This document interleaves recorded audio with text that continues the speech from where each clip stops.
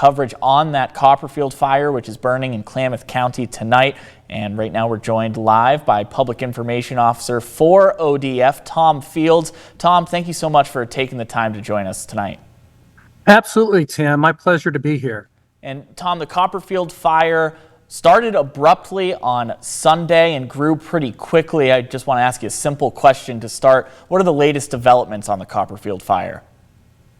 Well, you're absolutely right. When it started at the time of day when the wind was blowing. We were near red flag warnings. As you just said, we're in extreme fire danger here, far from out of the woods as fire season goes. And as that fire began to grow, it grew rapidly in very light fuels. The grasses and the brush had a pretty strong wind on it.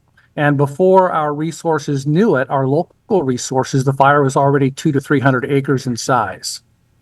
Definitely some frightening conditions, a frightening situation. And with it burning near Chiloquin, I want to ask you, what side of the fire are crews focused on tonight? Well, I'll tell you what, the whole fire is looking pretty good. The crews have been focusing on those areas where it could border communities, primarily to the northeast and northwest, and then down to the southwest of the fire itself. The fire is about 5 miles east of Chiloquin, but right now we've got a line completely around it. 0% contained, which means that we just have a lot of work ahead of us to strengthen those lines and start seeing some good containment. Good to know, Tom. And many people in the area had to evacuate in the first couple of days of the Copperfield fire, and ODF has told us that 8 homes have been destroyed so far. So, Tom, what should people in the Chiloquin area be aware of as we approach the latter half of this week when we're expecting temperatures to kind of ramp up again?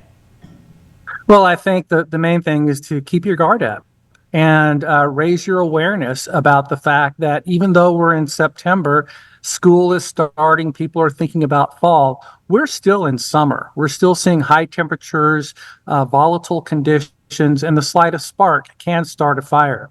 Our fire weather analyst, fire behavior analyst, just said the other day the possibility of ignition coming off of fire brands from that fire is 90%, which means 90 out of 100 times from a fire brand, a new start is going to happen.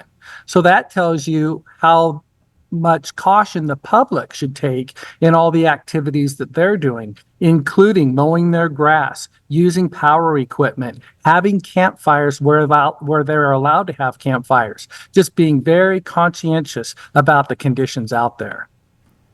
And Tom, the last question I have for you, I know a lot of people from their homes, or whether they could see the fire or smoke, they like taking pictures and videos. And on NewsWatch 12 at 4, we heard about issues with air support responding to emergencies when people are flying drones in the area. Have you had any issues with that on the Copperfield fire? And what is the warning that you want to give to people who are thinking about flying their drone towards the fire?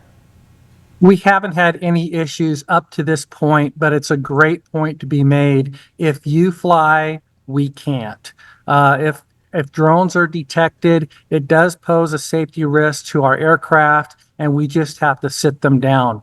We don't want another disaster on our hands. We've already lost 8 homes. We don't need another type of accident happening out there. We want to keep the firefighters safe, and we want to keep the public safe. The fire right now, the status is about 3,800 acres. We're keeping it in its footprint pretty good. And then the weather's been cooperating. So we're hoping that within the next week or so, we can completely pull this together and maybe go home.